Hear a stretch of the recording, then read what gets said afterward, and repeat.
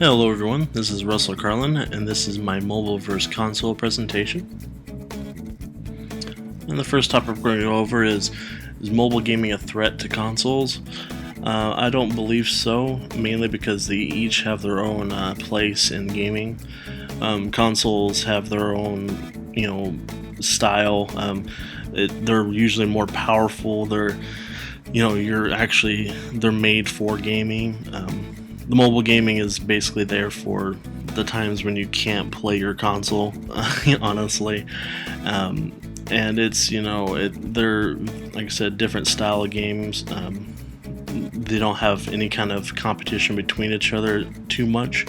I mean, obviously they're both games, but like I said, they're different types of games. So, I mean, the Apple market's not going to really affect the orange market because they're different fruit, even though they're both fruit sort of deal. So, like I said, they just have both of them have their same place or different places in the gaming. So, and there are different types of gamers, and that's a big thing. A lot of people just want to play those games, because they have the phone and they have the ability to. Everyone has almost everyone has a phone, so they have a need for a phone. They grab the new iPhone or whatever, and they go, oh, there's some cool games, I'm gonna jump on these and play them. I don't really know anybody that actually goes, oh, I want to buy an iPad because I want to play games. If you're looking to play games, you're getting a PC or you're getting a console of some sort, Xbox, PlayStation. You're getting something like that. So it's like I said, different types of gamers out there that are going to play one or the other or both. So, which brings me to my last point here is the whole gotta catch 'em all kind of mentality. You don't want just an iPad or just an Xbox. You kind of want all the things. You want to play all of them. You want to have a different console in case a game that you really are interested in comes out on only one console. You want them all. So a lot of people are going to be like that. And I mean, if you can get them all, I mean, you're gonna want to get them all. So it's definitely room and really not too much of a threat at all to consoles. Alright, and the difference between console and mobile gamers is the mobile is very casual and the console is very hardcore. Gamers, you're gonna want to, when you want to play a game on a console, you're not just like walking through your house and going, oh, there's my Xbox, I guess I'll play for a while. Usually you're gonna go, hey, I want to play this game, and you sit down and you play it for a few hours. The mobile is just the opposite. You don't really tend to go, hey, I really want to play this game, as much as you're just waiting for your food to be done, and you're like, oh, I'm gonna jump in here and play for 10 minutes, just to blow through some time. And that's the real big difference between the two. And then the mobile gamers tend to be younger. The console gamers have been there for a while. They've had their consoles from the NES, and that's what they've always known. They've always played games, and they've always played the games on the console. So it's like, well, I have to have a console. Mobile gamers tend to be younger because everyone has a phone, especially teenagers. Every teenager has a phone, so they jump on there and see they have awesome games. They're like, oh, okay, I want to get these games, and they start playing them. So that's why they kind of have a age gap there. And the console gamers tend to look at performance, meaning they like to have those awesome graphics, the amazing soundtrack, and these vast worlds. And that all comes with the performance, the high quality parts inside the devices. And that's what they look at. Actually, a lot more than what people would think.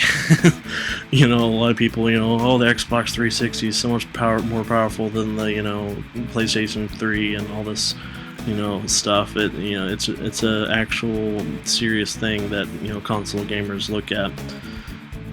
And then mobile gamers spend a lot of they spend a lot of money, but in small amounts. You spend $1 on Candy Crush Lives 20 times or something like that. Console gamers tend to just spend the $60 for a game, and they get the full game, and they don't have to buy all these little things to make it complete. And then console gamers also spend a lot more time playing their games. You spent $60 on the game, you're going to sit down and play it for a good 5 hours the first night. You definitely sit down, like I said, and really say, hey, I want to play this game, and then you sit down and play it. The mobile, that you kind of do it on a whim. Like I said, you're waiting at an airport, and you're just like, 30 minutes till I leave, so I guess I'll just go whip out the iPad and play a little bit. Alright, the limitations of mobile gaming. The big ones are the hardware. The quality of video and sound is going to be a lot lower than on any other kind of gaming device. There's a lot less you can do with it. There are 3D games, of course, but they're not very sharp in quality, and also they tend to be shorter because you have all those 3D graphics that are taking up a lot of room. So games like Infinity Blade that are taking up a tenth of your whole storage. It's like, okay, well, you can't have a ton of those. And the same thing with the scale of the games. You can't have a Skyrim-sized world on a mobile phone because you just don't have that amount of storage.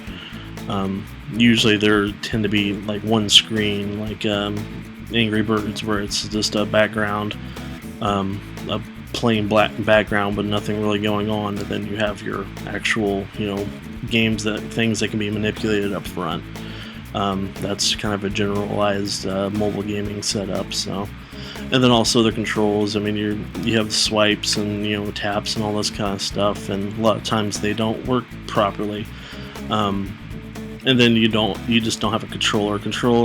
Or a mouse and a keyboard just are so much quicker and so much more precise than what would be like a on-screen a joystick or something like that, where you tap and it kind of makes a joystick. They're just not really good for something that's you need to be quick and precise with. Alright, for the series I wanted to go over is Kingdom Rush, and why it's a very successful series. The first thing is that they picked a very good genre. They picked one that's perfect for mobile devices. It's tower defense, where you just kind of click your tower, whichever one you want to buy, you tap where you want to put it, and that's it. The controls are simple. The visuals don't have to be something insane. Most of them are going to be 2D anyway, and this one is 2D. It's very simple, and like I said, perfect for a mobile device.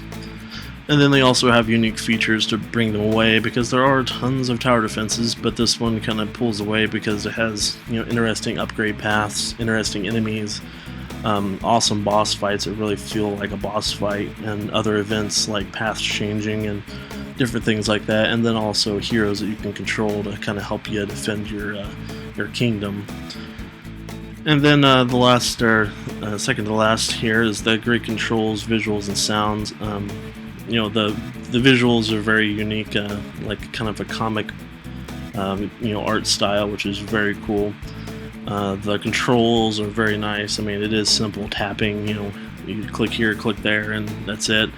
But it does actually work very well, and you don't mess up and delete a tower on accident or nothing like that. So, and then the sounds are very good. The background music is very catchy. So.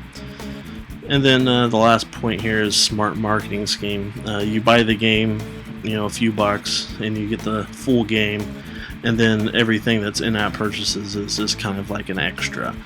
You don't necessarily need it to play or beat the game, but it's just a nice little thing. If you like the big fiery dragon, you're like, oh, that guy's cool, and then you go ahead and buy him and play him. He's no stronger than any other hero, but it's just basically cosmetic.